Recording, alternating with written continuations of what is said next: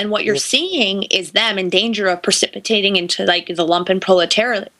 And once they start this, so I mean, down into the world of, you know, the pickpocket thieves and prostitutes, and they're holding on with their nails to staying in the middle class. They'll do anything to keep that middle class, that expectation they have. Yes, that's interesting, actually. That is that they are marketing it to the middle class. So, is there such a thing as a middle class anymore when that begins to look normal, you know? Is middle class? The marketing of the website and the appearance is middle class. If you look it up, seekingarrangements.com, and don't go on it, just look at it. No matter how desperate you are. But the marketing of this website is middle class. But in reality, what's really happening is that you're going down to the depths of the lower orders, and you're in denial that that's what's happening.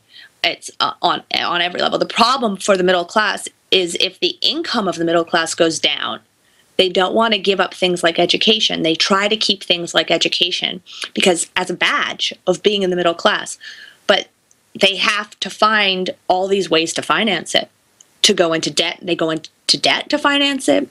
I talked to these girls at length about this, trying to really understand what the core of this phenomenon was. And they'll do anything to be able to pay or to go to college. So they do this. They make grim definition of the middle class. Yes.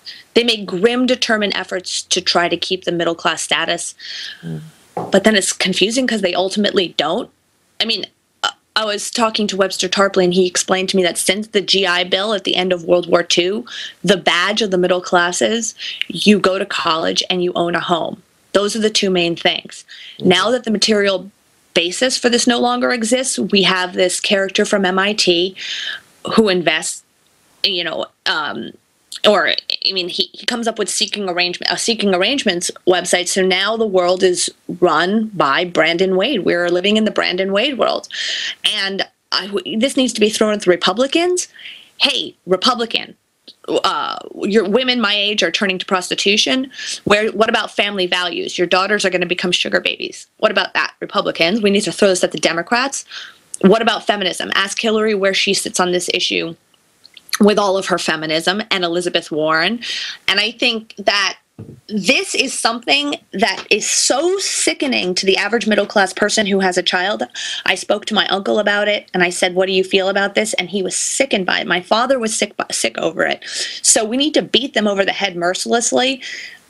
You in the establishment have let the real wages fall to a point where middle-class girls are becoming prostitutes, and you don't do a goddamn thing about it. And then, like you said, you go to the White House Correspondents' Dinner, and you laugh at it.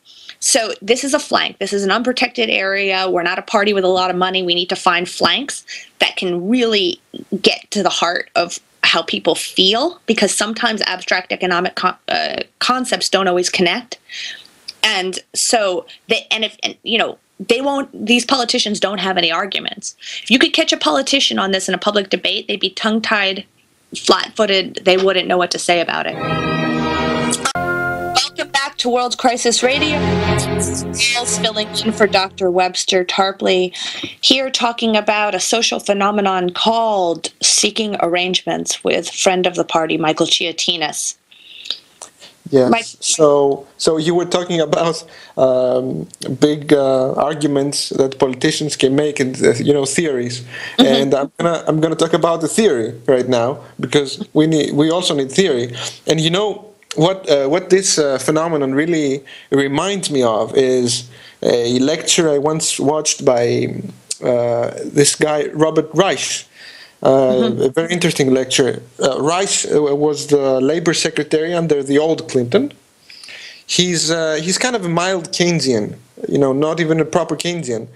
Well, he was talking about, the title of the lecture was "How Unequal Can America Get Before We Snap?" And he was making this metaphor where society is like a rubber band, and that the rich get richer and richer, and the poor get poorer and poorer, and the gap between them, it becomes enormous. It's like stretching a rubber band. And one of two things is going to happen. It's either going to snap back, in other words, come together again. That's what we're trying to do, reduce inequality, or it's going to snap like breaking in two pieces, you know. And that's what seeking arrangement reminded me of. These two societies, you know. Yeah, but I think about that too. I think about how far can we go down. This is a question I'm always trying to answer.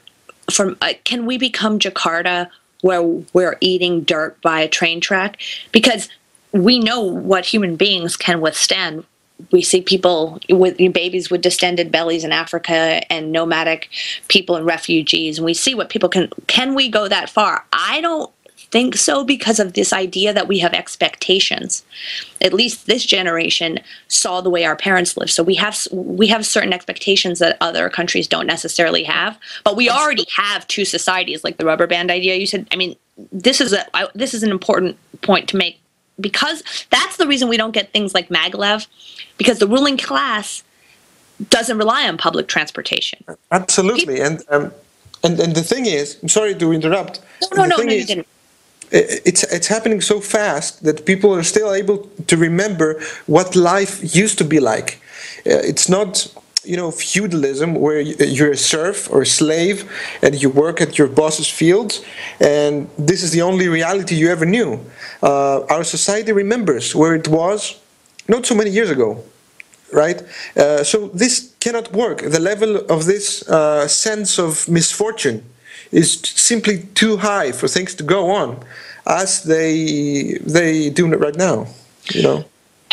Okay, yeah, and this is not just an American problem. I want to get to this because you're in Greece. This is international. When I said in the beginning I was researching this, and I was astonished at the Greek numbers. Greek prostitution jumped 150% since the economic crash. And I wanted to ask you, maybe this is a little simple, but is this a look into the future? Like, what's happening in Greece? Because I was reading an article where a trained physician prostitutes 3 clients a week out of her clinic. She doesn't have 3 girls that are clients. The physician herself is the prostitute to 3 clients out of her clinic to be able to, you know, make ends meet. So, and then also you have this dangerous flight of physicians out of the country, don't you? Yes. Yeah, let me tell you, something like 16,000 doctors have migrated to other European countries, or to the US, to Australia, all over the world.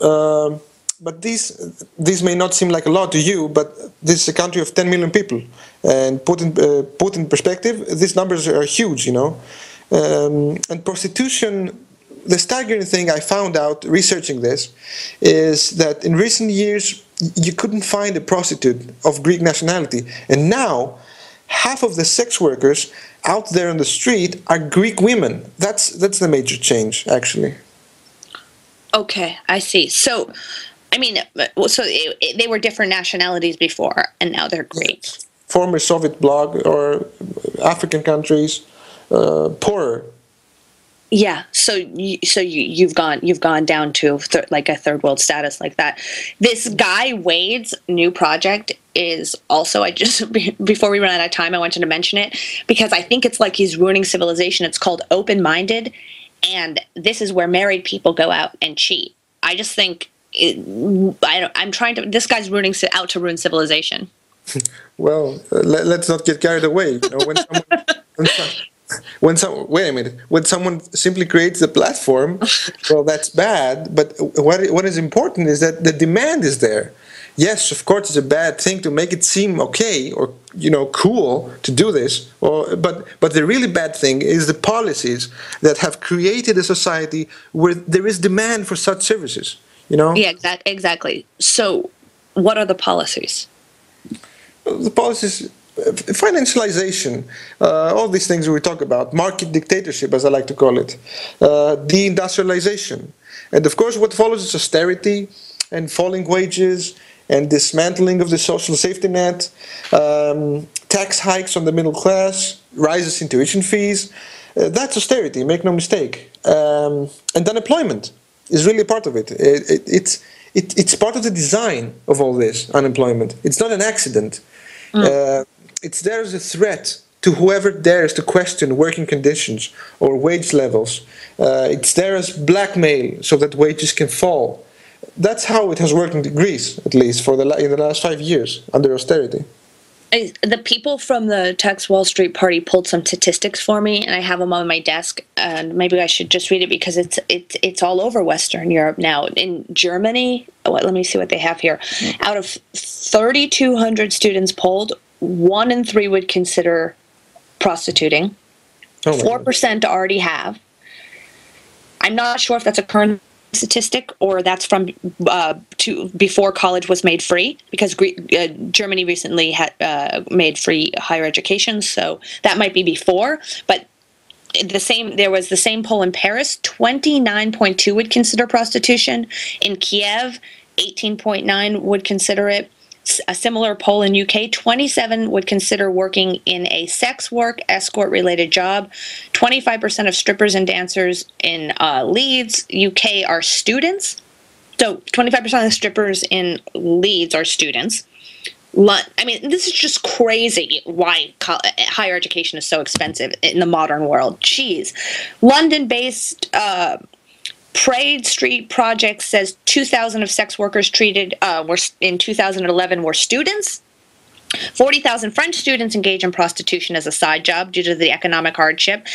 This is interesting. I mean, this is my own opinion, but education is relatively low in France, but I think that's because of the cost of living, which is just untenable across the board. Last time I was in France a couple years ago, nobody was even out in the street or driving in the roads. It was like a ghost town, and I was so confused. So I talked to people my age, and I was like, why isn't anybody out?